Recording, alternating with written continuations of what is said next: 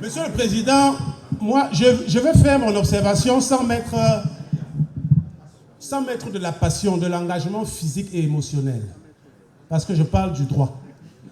Mon confrère Maître Oum, qui vient de finir son propos, a posé un problème juridique dont il n'a pas été capable de tirer la conclusion. Il s'est demandé, est-ce que l'erreur commune crée le droit?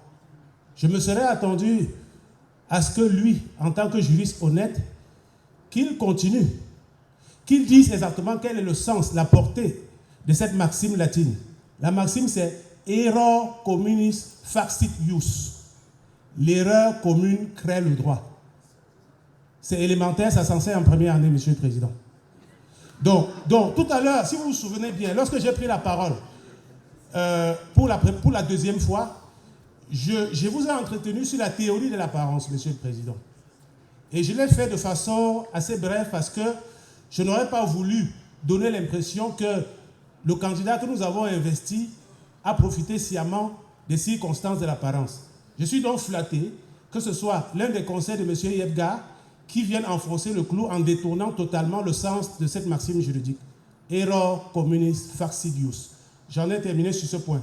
Monsieur le Président, le deuxième point sur lequel je voudrais vous entretenir, c'est la nature juridique du désistement en droit.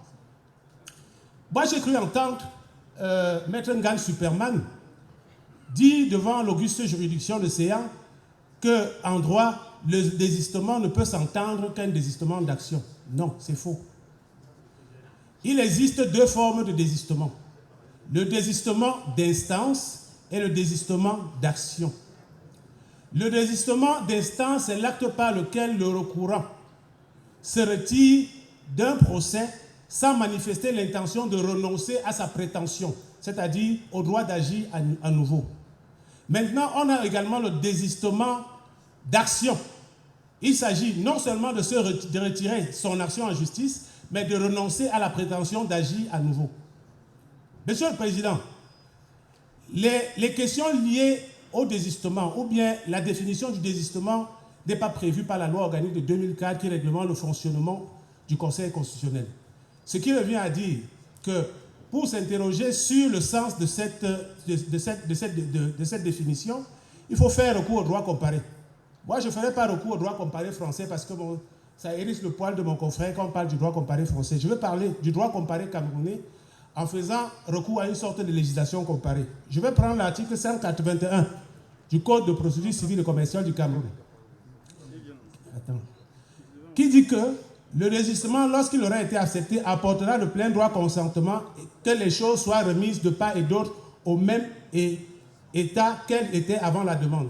C'est-à-dire, Monsieur le Président, lorsqu'il y a désistement d'instance, les parties sont remises au statu quo ante. Remettre les parties au même stade qu'avant l'enclenchement de la procédure, ça veut dire reconnaître le droit au demandeur qui a renoncé à sa procédure d'engager à nouveau la procédure. Lorsque vous regardez, vous jetez un coup d'œil même furtif sur la correspondance qui a été déposée par le maître Méli. Monsieur le Président, la correspondance est bien intitulée « Retrait désistement du recours introduit et enregistré sous le numéro 69 ». C'est-à-dire qu'il s'agit d'un désistement pour un recours bien précis. Il ne s'agit pas d'un désistement évoqué dans un cadre purement vague, Monsieur le Président.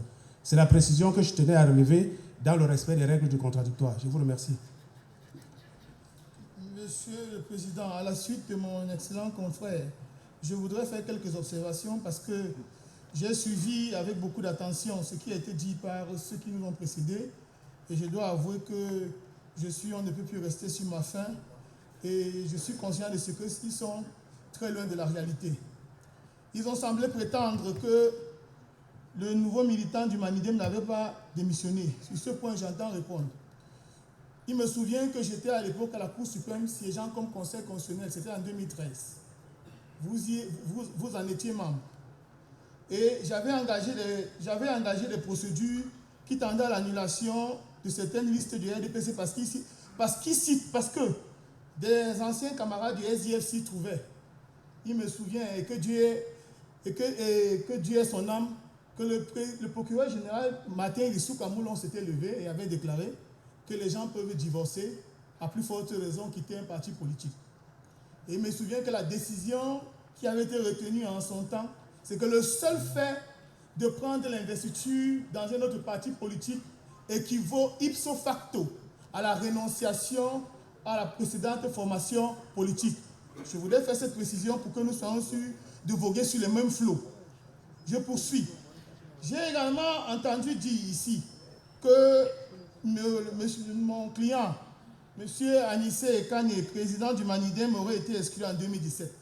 Ce que je tiens à préciser, c'est que au nombre de pièces produites par nos contradicteurs, il y a une lettre, il y a une décision du MINAC de 2020 dont ils se prévalent. Et la décision de 2020 indique que le président du Manidem jusqu'en 2020 au moins est encore le président Ekane. Donc ce sont eux qui ont produit ce document, qui agit ipso facto contre eux. Mais de plus fort, je tiens à préciser que je maintiens d'abord mes précédentes déclarations. Monsieur Yebga Dieudonné, vous n'êtes pas censé, ici, par devant cette juridiction, parler des questions liées au fonctionnement de notre formation politique. Il n'est pas militant du Manidem. Nous lui avons servi. Il y a un congrès qui s'est tenu. C'est au terme du congrès qu'il a été exclu. Congrès qui a entériné M. Ekane comme président. Et je vous ai versé les pièces en question. Je vous ai dit les résolutions en question ont été déchargées au MINAC en date du 6 juin 2018. C'est le cabinet du MINAC, ce n'est pas le suivi du courrier. Et en date du 2 août, le MINAC a pris une décision qui entérinait M. Ekane comme président du Manidem. Mais de plus fort, depuis cette époque, le seul interlocuteur de l'administration, et même de l'ECAM, reste et demeure M. Anissé Ekane. Si par extraordinaire donc, ce monsieur qui se présente aujourd'hui comme étant président du Manidem a un élément d'une correspondance, un acte minuscule, comme vous nous l'avez enseigné, monsieur le professeur Minkwache. S'ils ont un acte minuscule, un commencement de preuve par écrit, ils ont un jour correspondu avec Elekam, j'arrêterai de prendre la parole par devant cette juridiction. Il faut qu'on reste sérieux, qu'on ne perde pas son camp à soi, qu'on est par devant cette juridiction. Ici se joue l'intérêt supérieur de la nation. Il n'y a jamais eu de moindre entretien entre M. Yebga et Elekam.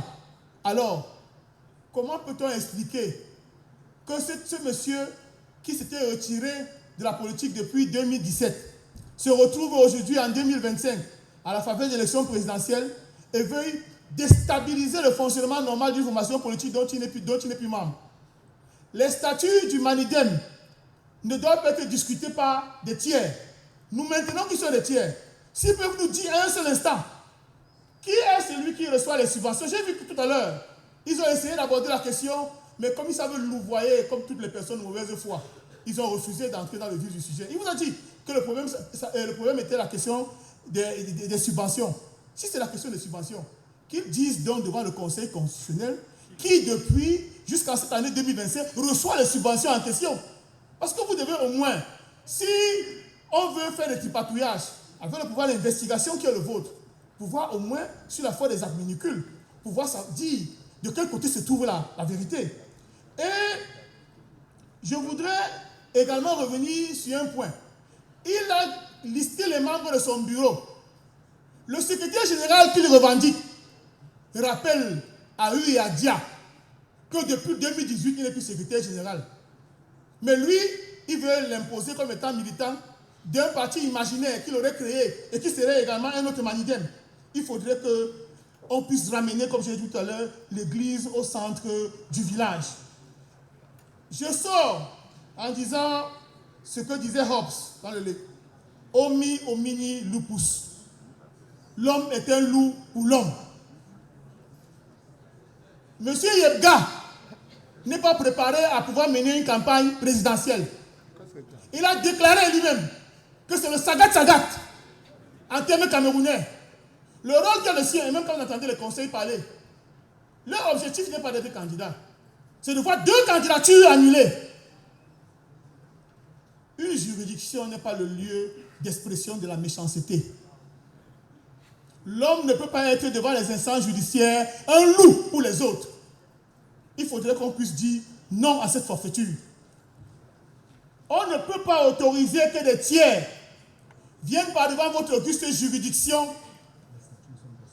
parler du fonctionnement d'une formation politique. Et de plus fort, les statuts qui vous versent ce dossier ne sont même pas signés. Ces statuts ne sont pas signés. Et les statuts du Manidem, depuis lors, ont évolué. Et on constate visiblement, comme il n'était plus membre, qu'ils ne connaissent même pas tous les organes du parti en question. Donc je voudrais demander à l'Auguste Conseil des séants de ne pas humilier la République du Cameroun. Parce qu'il faut bien se le dire, le monde nous regarde. Et les manipulations dont M. Yobga a été l'objet sont connues par le monde entier. Et il ne faudrait pas, et je le demande une nouvelle fois, quel est le rôle du ministère public en République du Cameroun? Est-ce qu'on peut manipuler le site d'un ministère? Le ministre s'en plaint. Et la justice ne se met pas automatiquement en branle. Et aujourd'hui, ce sont les faussaires qui viennent donner des leçons devant un conseil constitutionnel dans un pays sérieux. Le Cameroun est un pays sérieux. C'est le pays où vivent tous mes enfants. Et c'est le pays dans lequel je veux leur donner de l'espoir. Et je n'accepterai pas que des personnes sans foi ni loi puissent venir se présenter par devant vous.